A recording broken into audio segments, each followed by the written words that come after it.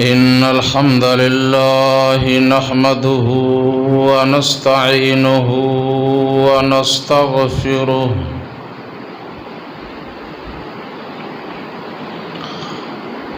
ونعوذ بالله من شرور أنفسنا ومن سيئات أعمالنا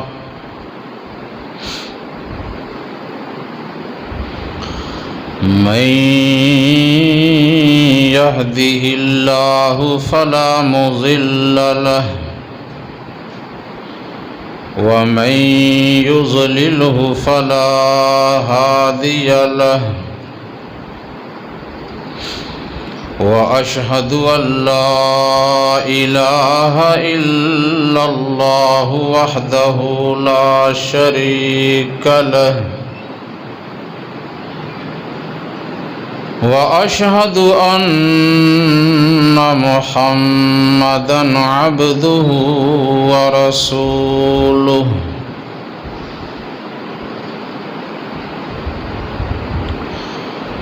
أما بعد فإن خير الحديث كتاب الله وخير الهدي هدي محمد صلى الله عليه وآله وسلم وشر الأمور محدثاتها وكل محدثة بدعة وكل بدعة ضلالة وكل ضلالة في النار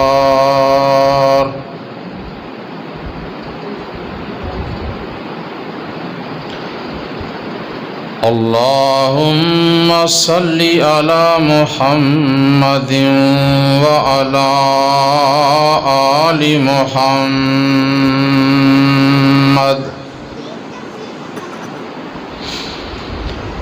كما صليت على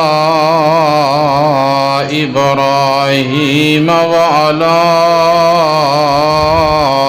آل إبراهيم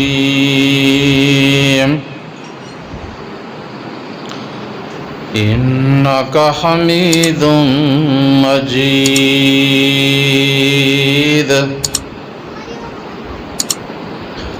اللهم بارك على محمد وعلى آل محمد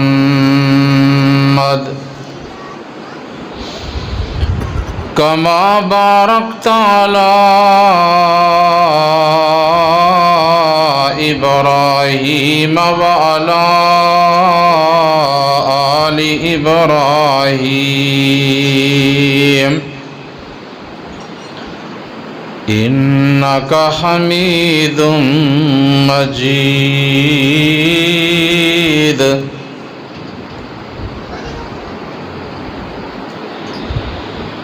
رب اشرح لي صدري ويسر لي أمري واحلل عقدة من لساني يفقه قولي رب زدني علما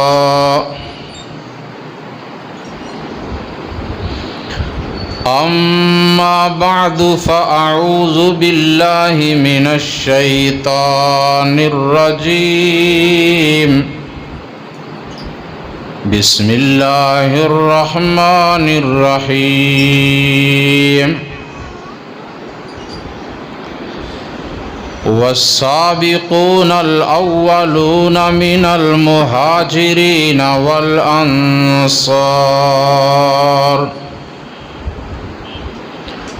والذين اتبعوهم بإحسان رضي الله عنهم ورضوا عنه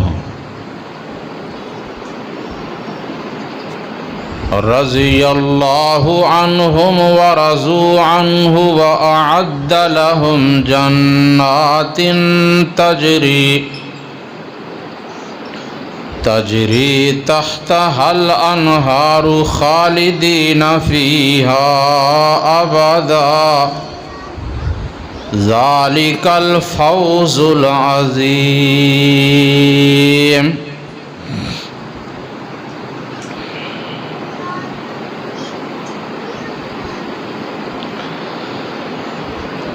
اللہ تبارک و تعالی کی حمد و ثنا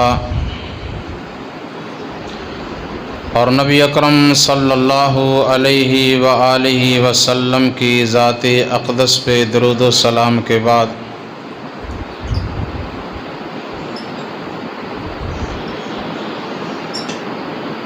سامعین محترم،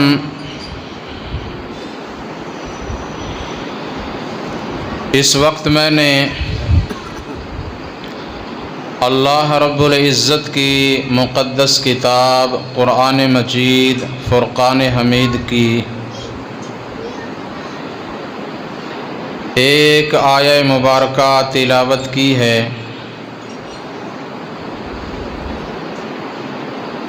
جو کہ قرآن کریم کے 11ویں پارے کی سورہ التوبہ کی 100 نمبر آیت ہے۔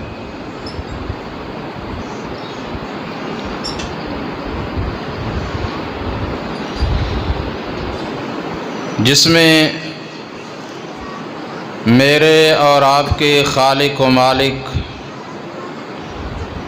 اللہ احکم الحاکمین ارحم الراحمین رب العالمین نے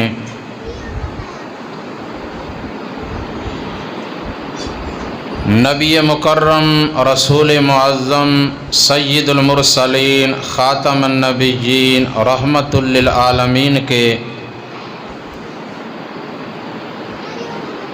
جان نثار وفادار اصحاب کرام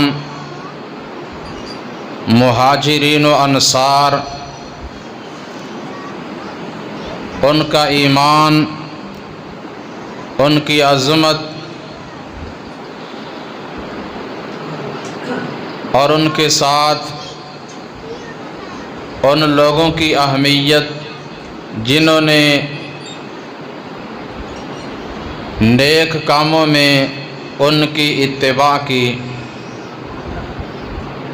ان کا انعام بیان فرمایا ہے۔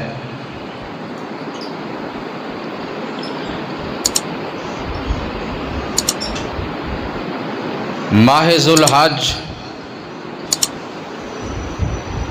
ختم ہونے والا ہے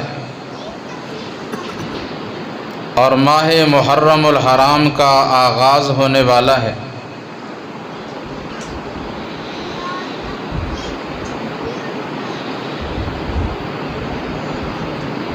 اس ماہ محرم میں ہم سنتے ہیں کہ ایک گروہ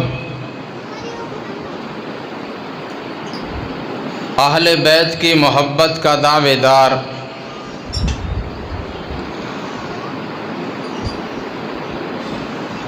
جو محبت اہل بیت کی آڑ میں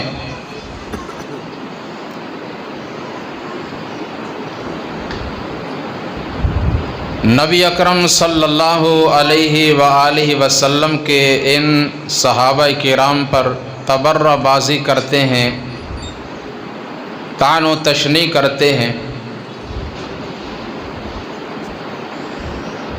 اور برے الفاظ کے ساتھ ان کا نام لیتے ہیں۔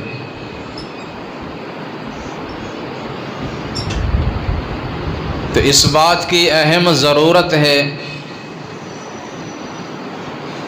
کہ ان اصحاب کرام کا ایمان، ان کی سیرت، ان کا کردار، ان کے فضائل و مناقب، اور ان کی عظمت پر جو اللہ تعالیٰ نے آیات نازل فرمائیں، اور پھر نبی علیہ الصلاۃ والسلام نے اپنی زبان نبوت سے ان کی عظمت کو بیان فرمایا،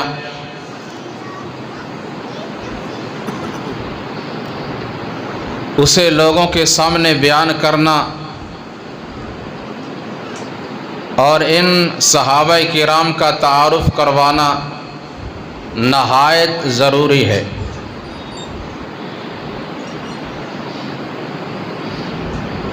اور ویسے بھی اللہ سبحانہ و تعالی نے ہمارے لیے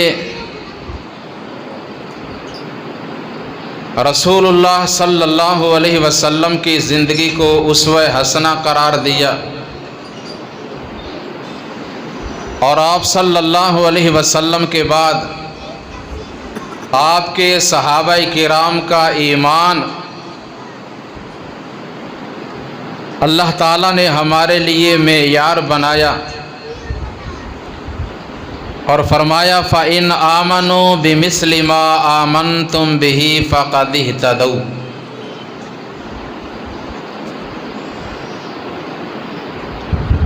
اگر لوگ اس طرح کا ایمان لائیں گے جس طرح کا ایمان صحابہ کرام کا ہے، تو انہیں ہدایت یافتہ مانا جائے گا۔ اگر ایمان میں، اعمال میں ان کی اتباع نہیں، تو پھر ایمان کا دعویٰ کرنے اور اعمال کرنے کے باوجود پھر بھی وہ بدبختی میں ہی رہیں گے۔ فَإِن تَوَلَّوْا فَإِنَّمَا هُمْ فِي شِقَاقٍ۔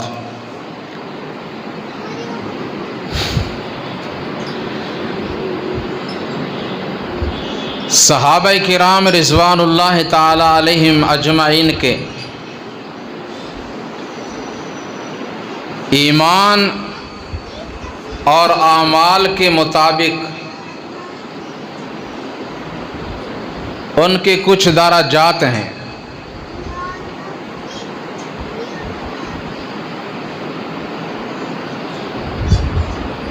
تو سب سے بلند ترین جن کے درجات ہیں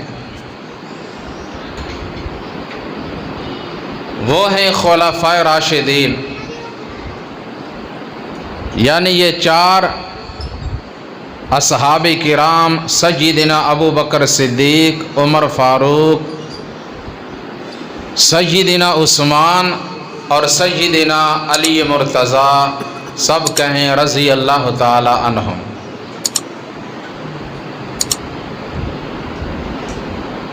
اور ان چاروں میں بھی جن کی سب سے زیادہ عظمت اور اہمیت ہے وہ ہیں سیدنا ابو بکر صدیق رضی اللہ تعالی عنہ، اور ان کے بعد عمر فاروق رضی اللہ تعالی عنہ۔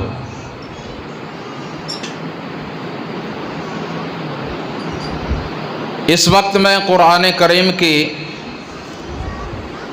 کچھ آیات آپ کے سامنے تلاوت کروں گا جو اللہ تبارک و تعالی نے ان کے حق میں نازل فرمائی، اور ان کی رائے، ان کی خواہش کے مطابق۔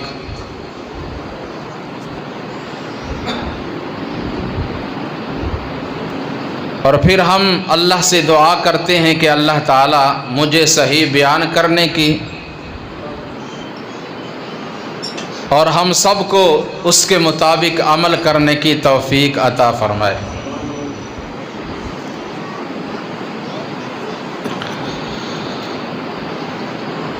پہلے انبیاء علیہم الصلاۃ والسلام دنیا میں آتے رہے، ہر نبی نے اپنے سے پہلے آنے والے نبی کی تصدیق کی اور اپنے بعد میں آنے والے نبی کی بشارت سنائی۔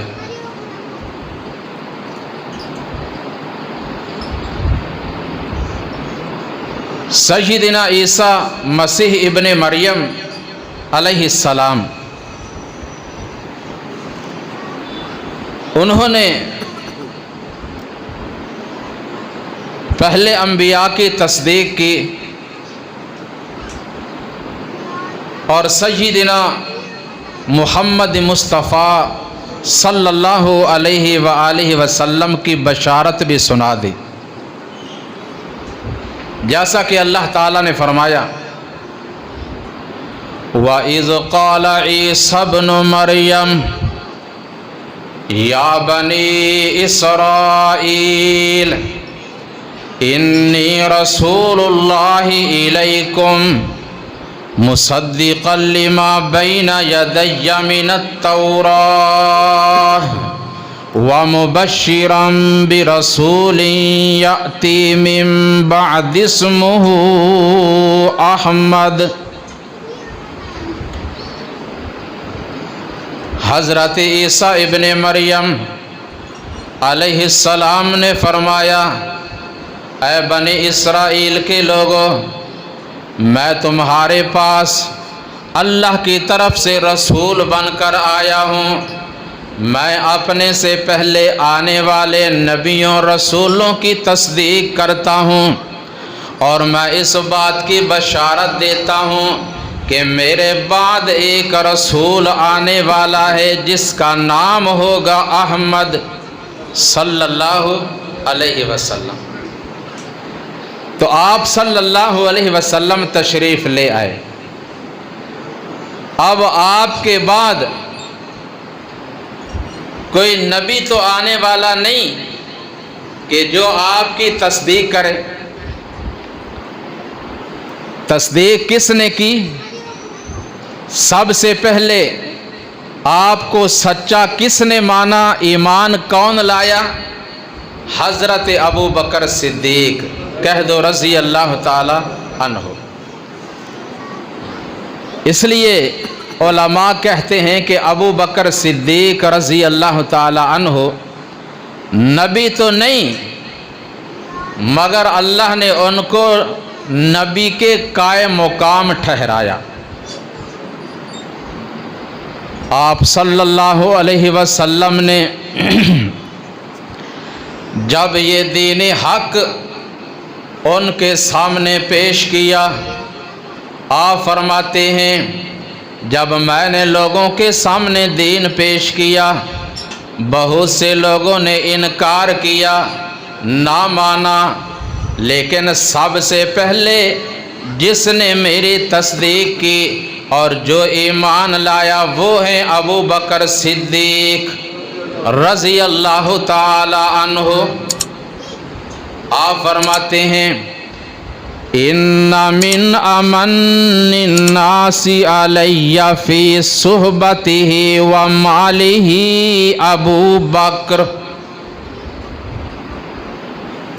لوگوں میں سب سے زیادہ مجھ پر جس کے احسان ہیں، سب سے زیادہ جس نے میرا ساتھ دیا، سب سے زیادہ جس نے میرے لیے مال اللہ کی راہ میں خرچ کیا، جس نے میری تصدیق کی، وہ ہیں ابو بکر صدیق رضی اللہ تعالی عنہ۔ اور فرمایا اگر میں اللہ کے علاوہ کسی اور کو اپنا خلیل بناتا تو میں ابو بکر صدیق کو خلیل بنا لیتا، لیکن اللہ نے مجھے اپنا خلیل بنا لیا ہے اور میں نے اللہ کو خلیل بنا لیا ہے۔ ابو بکر کے ساتھ محبت ہے، اخوت ہے، پیار ہے، لیکن خلیل میں نے اپنے اللہ کو بنایا۔ اور اللہ سبحانہ و تعالی نے بھی ان کے بارے میں کیا فرمایا؟ والذی جاء بالصدق وصدق به اولئک هم المتقون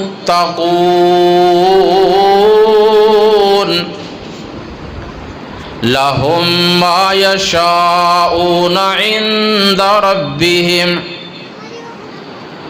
فرمایا دو ہستیاں ہیں، ایک وہ ہستی جو اس دین حق کو، سچ کو لے کر آنے والی ہستی، یعنی اللہ کے محبوب پیغمبر صلی اللہ علیہ وسلم، اور دوسری وہ ہستی کہ جس نے اس کی تصدیق کر دی، سچا مان لیا، یعنی ابو بکر صدیق رضی اللہ تعالی عنہ۔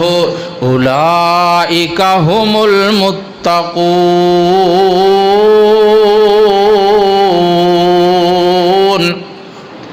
یہ دونوں ہی متقی ہیں، پرہیزگار ہیں۔ اللہ احکم الحاکمین نے صدیق اکبر رضی اللہ تعالی عنہ کا ایمان اور تقوی اپنے نبی صلی اللہ علیہ وسلم کے تقوی کے ساتھ ہی بیان فرما دیا۔ یہ دونوں متقی، دونوں پرہیزگار۔ اللہ پھر ان کے لیے اجر کیا ہے، انعام کیا ہے۔ فرمایا انعام، اجر، اس کی کیا حد مقرر کروں، کیا بیان کروں، اس کی کوئی حد ہے ہی نہیں۔ لَهُم مَّا يَشَاءُونَ عِندَ رَبِّهِمْ وَذَلِكَ جَزَاءُ الْمُحْسِنِينَ۔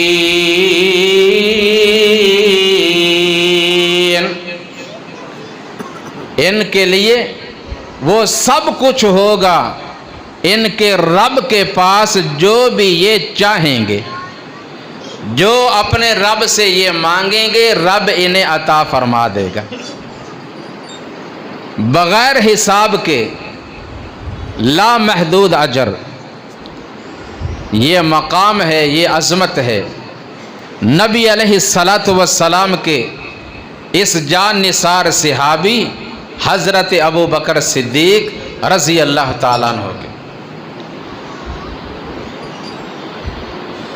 ایک دفعہ سیدنا ابو بکر جا رہے ہیں مدینہ المنورہ میں،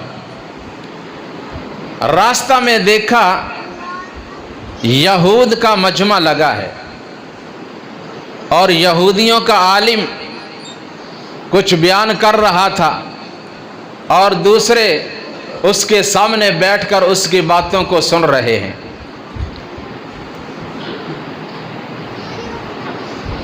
دوران گفتگو اس یہودی عالم نے یہ کہا کہ دیکھو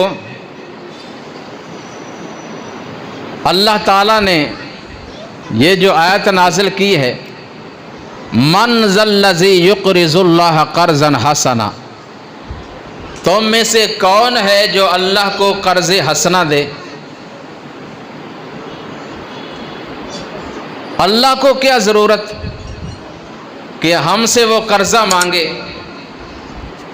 گویا کہ وہ قرآن کریم کی تکذیب کر رہا ہے کہ ایسی آیتیں جو ہیں نا وہ قرآن کی نہیں ہو سکتی، اللہ تعالیٰ کی طرف سے نازل کردہ نہیں ہو سکتی۔ اگر واقع ہی یہ قرآن سچا ہے تو اس کا مطلب یہ ہوا کہ ان اللہ فقیر ونحن اغنیاء، اللہ تو محتاج ہے، فقیر ہے، اور ہم مالدار ہیں، اس لیے وہ ہم سے قرض مانگ رہا ہے۔ اور دوسرا، مسلمانوں کے نبی لوگوں سے کہتے ہیں سود نہ لیا کرو اور نہ دیا کرو، اور اس آیت میں یہ ہے کہ جو اللہ کو قرض دے گا اللہ اسے بڑھا چڑھا کر دگنا چگنا کر کے واپس کریں گے۔ تو کیا یہ سود نہیں ہے؟ اس طرح کی تعویلات کر کے وہ لوگوں کو گمراہ کر رہا ہے، اللہ اور اس کے رسول صلی اللہ علیہ وسلم کی شان میں توہین، گستاخی اور بے ادبی کر رہا ہے۔ سیدنا ابو بکر صدیق رضی اللہ تعالیٰ عنہ کے کان میں یہ آواز آئی، برداشت نہ کر سکے، اللہ کی گستاخی، اللہ کے نبی کی توہین، آگے بڑھے اور اس کو ایک تھپڑ لگا دیا۔ وہ لوگ اکٹھے ہو کر آئے، رسول اللہ صلی اللہ علیہ وسلم کے پاس آ کر شکایت کی کہ آپ کے ساتھی ابو بکر نے ہمارے عالم کو مار دیا ہے، ہمیں بدلہ لے کر دیا جائے۔ آپ صلی اللہ علیہ وسلم نے بلا کر پوچھا، انہوں نے پورا واقعہ بتایا تو وہ یہود کہنے لگے توبہ توبہ، یہ تو ہم پر اور ہمارے عالم پر بہتان ہے، انہوں نے ایسی کوئی بات نہیں کی، یہ اپنی طرف سے کر رہے ہیں، اگر کی ہے تو گواہ پیش کریں۔ آپ صلی اللہ علیہ وسلم نے فرمایا ابو بکر گواہ پیش کرو یا بدلہ دینے کے لیے تیار ہو جاؤ، دونوں میں سے ایک کام کرنا ہوگا۔ فرمایا اب مسلمانوں میں سے تو میرا اس موقع پر کوئی گواہ نہیں تھا، قریب تھا کہ یہودی کا ناپاک ہاتھ ابو بکر صدیق رضی اللہ تعالی عنہ کے پاکیزہ چہرہ پر پڑتا۔ اس سے پہلے اللہ رب العزت نے قرآن مجید کے یہ آیت نازل فرما دی، لَقَدْ سَمِعَ اللَّهُ قَوْلَ الَّذِينَ قَالُوا إِنَّ اللَّهَ فَقِيرٌ وَنَحْنُ أَغْنِيَاءُ سَنَكْتُبُ مَا قَالُوا وَنَقُولُ ذُوقُوا عَذَابَ الْحَرِيقِ۔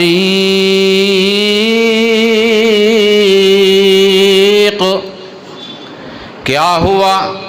ابو بکر کا زمین پر مسلمانوں میں سے کوئی گواہ نہیں، جب انہوں نے میرے توحید کی گواہی دی، میرے نبی صلی اللہ علیہ وسلم کی رسالت کی گواہی دی، میری کتاب کی حقانیت کی گواہی دی، تو میں عرش کا رب ابو بکر کی صداقت اور اس کے ایمان کی گواہی کیوں نہ دوں؟ میں اللہ عرش عظیم سے یہ کہتا ہوں کہ ان یہودیوں نے وہ سب کچھ کہا ہے جو ابو بکر بیان کر رہے ہیں۔ لَقَدْ سَمِعَ اللَّهُ قَوْلَ الَّذِينَ قَالُوا إِنَّ اللَّهَ فَقِيرٌ وَنَحْنُ أَغْنِيَاءُ۔ اللہ نے ان کی بات سن لی، انہوں نے کہا ہے معاذ اللہ، اللہ فقیر ہے اور ہم مالدار ہیں۔ ابو بکر جو بتا رہے ہیں بالکل سچ بتا رہے ہیں۔ یہ اللہ تعالیٰ نے ان کے حق میں قرآن مجید کی آیت نازل فرما کر گواہی دے دی۔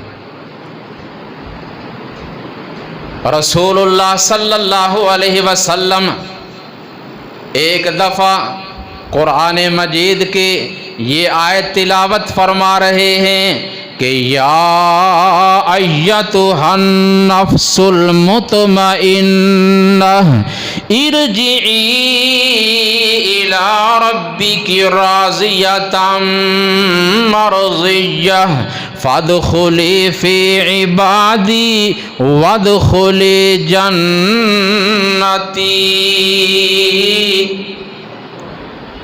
قیامت والا دن بڑا سخت دن ہوگا، گرمی شدید ہوگی، سورج قریب ہوگا، نہ کچھ کھانے کو کہیں نظر آئے گا نہ پینے کو محشر کے میدان میں، اور مجرمین کو سامنے جہنم کی آگ نظر آ رہی ہے، اپنے اعمال دیکھ رہے ہیں اور حسرت و افسوس کر رہے ہیں۔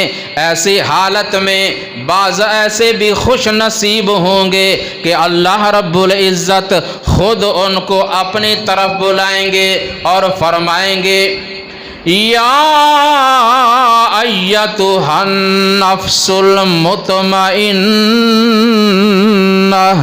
اے اطمینان والی روح، اے وہ انسان جو اپنے رب کے احکامات پر مطمئن رہنے والا، اللہ کو راضی کرنے کے لیے نیک اعمال کرنے والا، آ جا اپنے رب کے پاس، آ جا اپنے رب کے قریب، آ جا اور اس حال میں آ جا کہ رب تجھ پہ راضی ہے اور تو اس پہ راضی ہوگا۔ کس طرح؟ اللہ فرمائیں گے فَادْخُلِي فِي عِبَادِي وَادْخُلِي جَنَّتِي،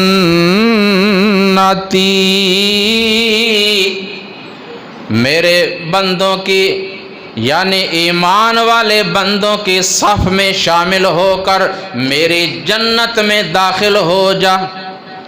سیدنا ابو بکر صدیق رضی اللہ تعالی عنہ نبی علیہ السلام کے سچی زبان سے یہ جملہ، یہ آیت سنتے ہیں تو فرماتے ہیں یا رسول اللہ صلی اللہ علیہ وسلم، ایسے لوگ تو بڑے ہی خوش نصیب ہوں گے جنہیں خود اللہ رب العالمین اپنے قریب بلا کر جنت کی راہ پہ چلا دیں گے۔ آپ صلی اللہ علیہ وسلم فرمانے لگے ہاں واقعہ ہی ابو بکر وہ بڑے ہی خوش نصیب لوگ ہوں گے، اور جنہیں اللہ اس طرح اپنے قریب بلا کر جنت کے راستے پہ چلائیں گے، ان میں ابو بکر تو بھی ہوگا۔ کتنی بڑی بشارت، ان میں سے تو بھی ہوگا۔ یہیں پہ بس نہیں، ایک دفعہ آپ صلی اللہ علیہ وسلم ابواب جنت کا ذکر فرما رہے ہیں، فرماتے ہیں جنت کے 8 دروازے ہیں۔ باب الایمان، باب الصلاۃ، باب الزکوٰۃ، باب الجہاد، باب الصدقہ، باب الریان، باب الحج۔ جس طرح کا زیادہ عمل ہوگا وہ اس طرح کے دروازے میں سے داخل ہوگا۔ سیدنا ابو بکر صدیق رضی اللہ تعالی عنہ سوال کرتے ہیں، فرماتے ہیں یا رسول اللہ صلی اللہ علیہ وسلم، اس بات کی کوئی زیادہ ضرورت تو نہیں، جو کسی ایک دروازے میں سے بھی داخل ہو گیا وہ جنت میں تو پہنچ ہی جائے گا نا، مگر میں پوچھنا چاہتا ہوں کیا کوئی ایسا بھی خوش نصیب ہوگا کہ جس کے لیے جنت کے تمام دروازے کھلے ہوں؟ کوئی ہے ایسا؟ فرمایا نعم، ہاں ابو بکر ایسے بھی خوش نصیب ہوں گے۔ وَأَرْجُو أَن تَكُونَ مِنْهُمْ، اور جن کے لیے جنت کے تمام دروازے کھلے ہوں گے، مجھے امید ہے کہ ابو بکر ان میں سے تو بھی ہوگا۔ وہ ہیں ابو بکر رضی اللہ تعالیٰ عنہ کہ جن کے لیے جنت کے 8 دروازے کھلے ہوں گے۔ اللہ اکبر کبیرہ۔ اور ایک دفعہ آپ نے فرمایا ابو بکر یہ جبریل امین آئے ہیں، ان کو اللہ نے بھیجا ہے، اپنی مرضی سے نہیں آئے، اور آ کر یہ خبر سنا رہے ہیں، یہ بشارت دے رہے ہیں کہ ہم نے ابو بکر رضی اللہ تعالی عنہ کو جہنم سے آزاد کر دیا ہے۔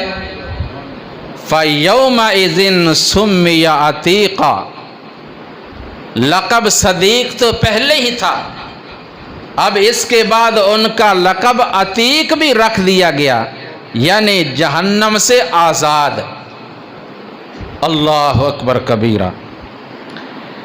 یہ ہیں ابو بکر صدیق اور سیدنا عمر فاروق رضی اللہ تعالی عنہ، جن کے اس ماہ ذوالحج کے آخر میں اور یکم محرم کو شہادت باسعادت ہوئی۔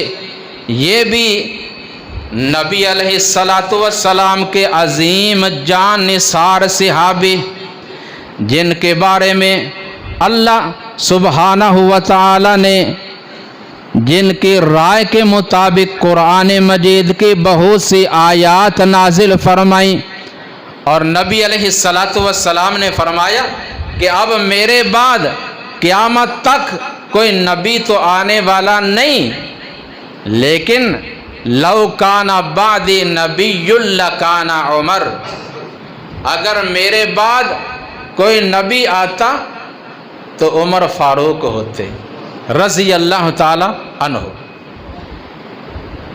کیونکہ ان کے اندر وہ قابلیت، وہ صلاحیت موجود ہے جو انسان کو منصب نبوت پہ فائز کرنے والی ہے، لیکن نبوت نہیں ملی۔ اللہ تعالیٰ نے ان کی رائے کے مطابق قرآن کریم کی بہت سی آیات نازل فرمائیں۔ غزوہ بدر کے موقع پر بدر کے قیدیوں کے بارے میں جب مشورہ ہوا تو سیدنا عمر فاروق رضی اللہ تعالیٰ عنہ کی یہی رائے تھی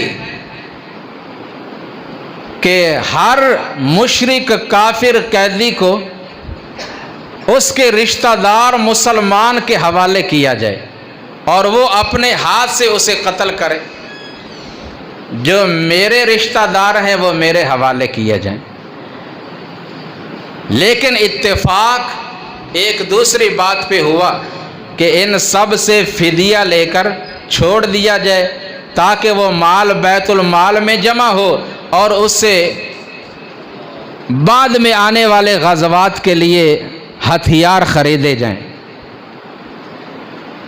تو آپ صلی اللہ علیہ وسلم نے ان سے فدیہ لے کر چھوڑا، مگر اللہ تعالیٰ نے سیدنا عمر فاروق رضی اللہ تعالی عنہ کی جو رائے تھی نا، اس کی تائید کرتے ہوئے فرمایا ما کان لنبی ان یکون لہ اسرا حتی یسخن فی الارض تریدون عرض الدنیا واللہ یرید الآخرہ واللہ عزیز حکیم۔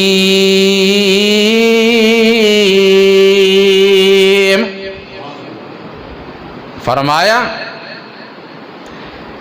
کہ یہ بات پہلے سے طے ہو چکی تھی، مسلمانوں اللہ نے تمہارے لیے مال غنیمت کو جائز اور حلال قرار دے دیا ہے، اس لیے اس پہ کوئی مؤاخذہ نہیں ہوگا، لیکن مجھے رائے وہی پسند ہے جو عمر فاروق کی تھی۔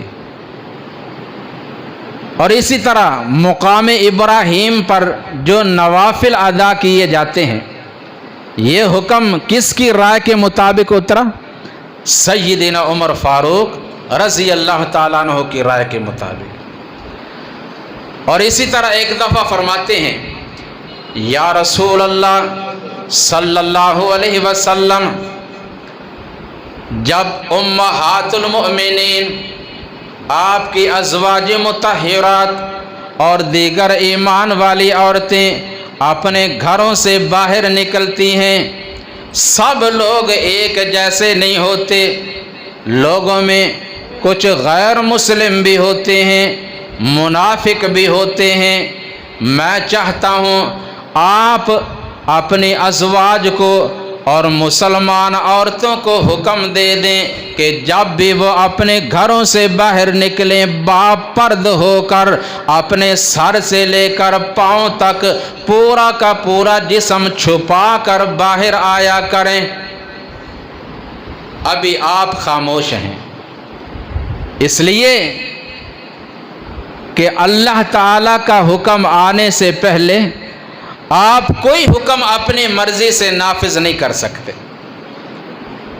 سیدنا عمر فاروق رضی اللہ تعالیٰ عنہ نے رائے پیش کی، اللہ سبحانہ و تعالیٰ نے قرآن مجید کی آیات نازل فرما دی اور فرمایا میرے نبی صلی اللہ علیہ وسلم جو رائے عمر کی فرش پر وہی رائے اللہ کی عرش پر۔ یا ایھا النبی قل لأزواجک وبناتک ونساء المؤمنین یدنین علیہن من جلابیبہن ذالک ادنیٰ ان یعرفن فلا یؤذین وکان اللہ غفورا رحیم۔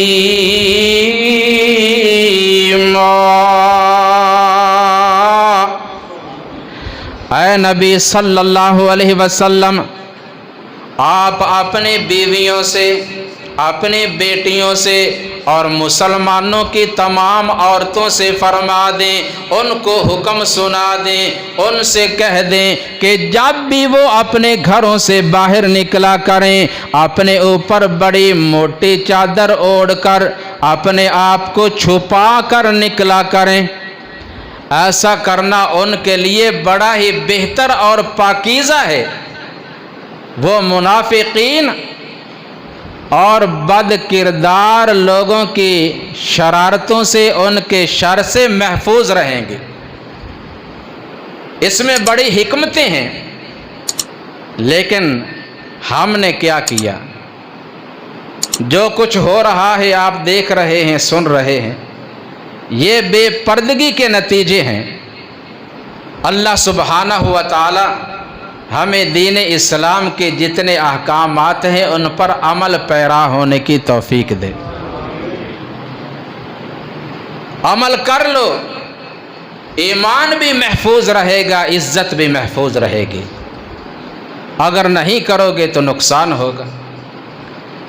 پھر فرمایا یا رسول اللہ صلی اللہ علیہ وسلم، یہ شراب نوشی، جب کوئی بندہ شراب پیتا ہے اس کے عقل میں فطور آتا ہے، اپنے آپ کی ہوش نہیں رہتی، اور حیا کا جو جذبہ ہے وہ ختم ہو جاتا ہے، اور نہ ہی وہ صحیح طریقے سے اپنے رب کی عبادت کر سکتا ہے۔ میں چاہتا ہوں کہ آپ شراب نوشی سے اپنی امت کو منع فرما دیں۔ یہ کون کہہ رہے ہیں؟ جن پر مخالفین کی جانب سے شراب نوشی کے الزامات لگائے جاتے ہیں، وہ تو کہہ رہے ہیں کہ اس شراب کو حرام کیا جائے۔ اللہ احکم الحاکمین نے پہلی آیت نازل فرمائی یسألونک عن الخمر والمیسر قل فیہما اسم کبیر ومنافع للناس۔ اے نبی صلی اللہ علیہ وسلم، لوگ آپ سے شراب اور جوے کے بارے میں سوال کرتے ہیں، آپ ان کو بتا دیں ہاں بظاہر ان دونوں چیزوں میں کچھ فائدہ بھی نظر آتا ہے، لیکن ان میں بڑا نقصان بھی ہے۔ ان دونوں کے فائدوں میں سے ان میں جو نقصان ہے وہ زیادہ برا اور بڑا ہے۔ بعض لوگوں نے چھوڑ دی اور بعض کہنے لگے کہ جب اللہ نے فائدہ بھی بتایا ہے تو ہم فائدہ اٹھائیں گے۔ فرمانے لگے یا رسول اللہ صلی اللہ علیہ وسلم، ابھی میری تسلی نہیں ہوئی، اس کو واضح الفاظ میں حرام قرار دیا جائے۔ اللہ نے یہ آیت نازل فرمائی یا ایھا الذین آمنوا لا تقربوا الصلاة وانتم سکارى حتى تعلموا ما تقولون۔ اے ایمان والو، جب تم نشہ کی حالت میں ہو اس وقت نماز کے قریب نہ جانا، نماز اس وقت پڑھنا جب تم جو کہہ رہے ہو، جو پڑھ رہے ہو اس کا تمہیں علم ہو، تمہیں پتہ ہو کہ میں کیا کر رہا ہوں، کیا پڑھ رہا ہوں۔ پھر بھی بعض لوگوں نے کہا چلو جب نماز کا وقت ہوگا ہم نہیں پئیں گے، آگے پیچھے پی لیا کریں گے۔ فرمانے لگے یا رسول اللہ صلی اللہ علیہ وسلم، ابھی اس میں لچک باقی ہے، نرمی ہے، میں چاہتا ہوں اس کو واضح لفظوں میں حرام کر دیا جائے، اس کو منع کر دیا جائے۔ اللہ تعالیٰ نے پھر سورہ المائدہ کی آیت نازل فرمائی، فرمایا یا ایھا الذین آمنوا انما الخمر والمیسر والانصاب والازلام رجس من عمل الشیطان فاجتنبوه لعلکم تفلحون۔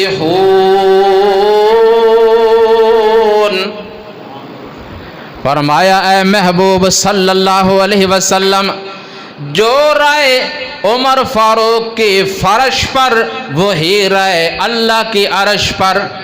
میں اللہ حکم دے رہا ہوں کہ اے ایمان والو یاد رکھو، بے شک شراب پینا، جوا کھیلنا، تیروں کے ذریعے قسمتیں آزمانا اور بت پرستی، غیر اللہ کی عبادت، یہ سب نجس، پلید، گندے اور شیطانی کام ہے، ان سے بچ جاؤ، ان کو چھوڑ دو تاکہ تم کامیاب ہو جاؤ۔ اس کے بعد شراب کو ہمیشہ کے لیے حرام کر دیا گیا، اور مسلمانوں نے جن کے گھروں میں شراب کے مشکیزے اور مٹکے پڑے ہوئے تھے نا، ان سب کو الٹا دیا، مشکیزے پھاڑ دیے اور مٹکے توڑ دیے۔ اس کے بعد کوئی بھی سچا مسلمان شراب اور جوے کے قریب نہیں گیا۔ اللہ تعالی ہم سب کو اس لعنت سے محفوظ فرمائے۔ تو یہ ہیں وہ عظیم ہستیاں جن کی رائے کے مطابق اللہ تعالیٰ نے قرآن نازل کیا اور قرآن مجید میں ان کی عظمت بیان فرمائی، اور ان کا ایمان معمولی ایمان نہیں تھا۔ نبی علیہ السلام کو ان کے ایمان اور تصدیق پر اتنا اعتماد اور یقین، صحیح بخاری و مسلم کی حدیث حضرت ابو ہریرہ رضی اللہ تعالی عنہ بیان کرتے ہیں، ہم مسلمان صحابہ کرام ایک مجمع میں بیٹھے ہیں، رسول اللہ صلی اللہ علیہ وسلم بھی تشریف فرما ہیں۔ آپ نے فرمایا ایک دفعہ ایک آدمی بیل کو لے کر جا رہا ہے سفر میں، دوران سفر جب وہ پیدل چلتے چلتے تھک گیا، بیل کے اوپر سوار ہو گیا، بیل بول پڑی، بول کر اس نے کہا اللہ کے بندے، انا لم نخلق لہذا انما خلقنا لحراست الارض۔ اللہ کے بندے، اللہ نے ہمیں سواری کے لیے نہیں پیدا کیا بلکہ اللہ نے ہمیں کھیتی باڑی کے لیے پیدا کیا ہے۔ صحابہ کرام سن کر کہنے لگے سبحان اللہ۔ کیا کہنے لگے؟ سبحان اللہ۔ اس سے یہ بھی ثابت ہوا کہ جب اللہ کی توحید اور اللہ تعالیٰ کی عظمت کے بارے میں کوئی جملہ سنے تو یہ کہہ سکتے ہیں سبحان اللہ، کہنا چاہیے۔ قرآن سن کر اللہ کی شان سن کر کیا کہنا چاہیے؟ سبحان اللہ۔ صحابہ کرام نے یہ سن کر کیا کہا؟ سبحان اللہ۔ البقر یتکلم، بیل نے کلام کیا۔ صحابہ کرام نے جب تعجب کیا نا تو رسول اللہ صلی اللہ علیہ وسلم نے فرمایا، صحیح بخاری و مسلم کے الفاظ، فرمانے لگے ہاں اس بات پر میرا بھی ایمان ہے، ابو بکر صدیق کا بھی ایمان ہے اور عمر فاروق کا بھی۔ وما ہما، ابو ہریرہ فرماتے ہیں حالانکہ یہ دونوں اس موقع پر موجود نہیں تھے، ان کی غیر موجودگی میں رسول اللہ صلی اللہ علیہ وسلم نے ان پر اعتماد کرتے ہوئے فرمایا کہ ہاں میرا بھی ایمان ہے، ان دونوں کا بھی ایمان ہے۔ اللہ، پھر فرمایا ایک دفعہ ایک چرواہا بکریاں چرا رہا تھا، ایک طرف سے بھیڑیا آیا، اس نے ایک بکری کو پکڑ لیا، چرواہے کو پتہ چلا، وہ دوڑتا ہوا آیا، اس نے اس سے چھڑا لیا۔ اب بھیڑیا بول کر کہہ رہا ہے کہ اللہ کے بندے، یہ میری خوراک تھی، تو نے میرے منہ سے نکال لی، اب تو نے اسے مجھ سے چھڑا لیا ہے، لیکن اس دن کون چھڑائے گا جب کوئی چرواہا نہیں ہوگا اور بکریاں عام ہوں گی، بھیڑیے بھی عام ہوں گے، جتنے چاہیں گے کھائیں گے پیئیں گے۔ صحابہ کرام نے پھر کہا سبحان اللہ، الذئب یتکلم، سبحان اللہ، بھیڑیے نے کلام کیا۔ آپ صلی اللہ علیہ وسلم نے فرمایا ہاں اللہ ہر چیز پہ قادر ہے، وہ جسے بلانا چاہے بلا سکتا ہے، اس کے لیے کوئی مشکل نہیں۔ اس بات پر میرا بھی ایمان ہے، ابو بکر کا بھی ایمان ہے اور عمر کا بھی۔ وما ہما، اس موقع پر بھی یہ دونوں موجود نہیں تھے، لیکن آپ نے اعتماد کرتے ہوئے ان کے ایمان کی گواہی دے دی۔ آپ کو اعتماد تھا نا، ایسا نہیں ہو سکتا کہ جو بات میں بیان کروں اور وہ اس کو نہ مانے، یہ ناممکن ہے۔ اللہ اکبر کبیرہ۔ اور آپ صلی اللہ علیہ وسلم کے ساتھ ان کی محبت اور آپ صلی اللہ علیہ وسلم کی ان کے ساتھ محبت، یہ ایک بڑا عظیم عنوان ہے، یہ پھر بیان ہوگا۔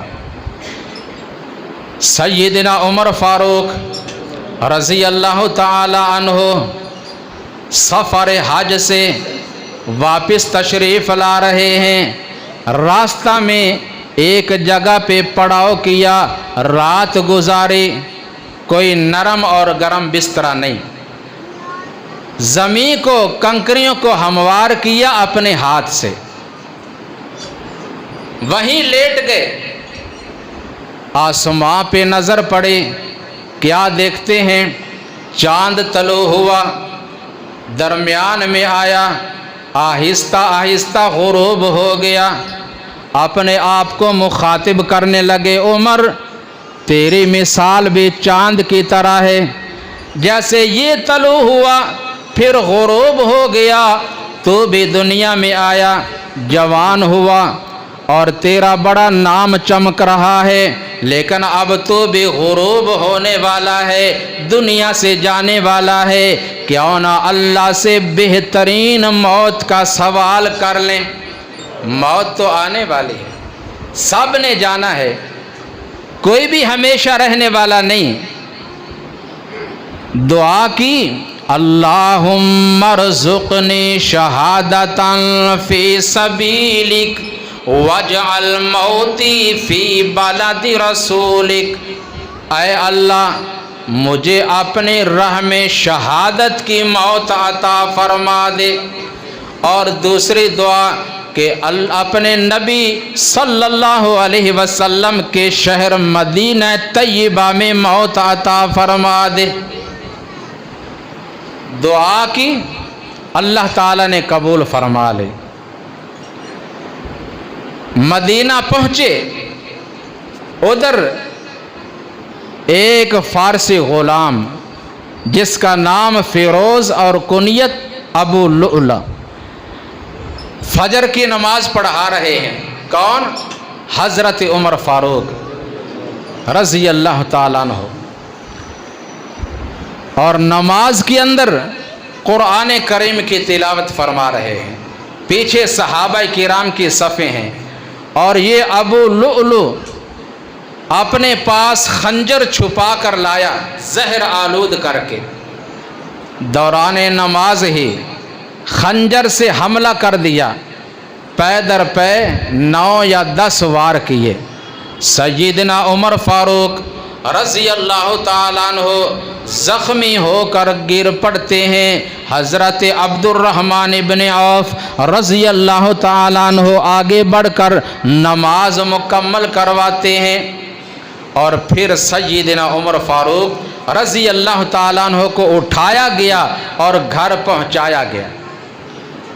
لوگ آ رہے ہیں تیمارداری کے لیے، آنے والوں میں ایک غلام ہے، نوجوان ہے، آ کر عیادت کی، تھوڑی دیر رکے، واپس جانے لگے۔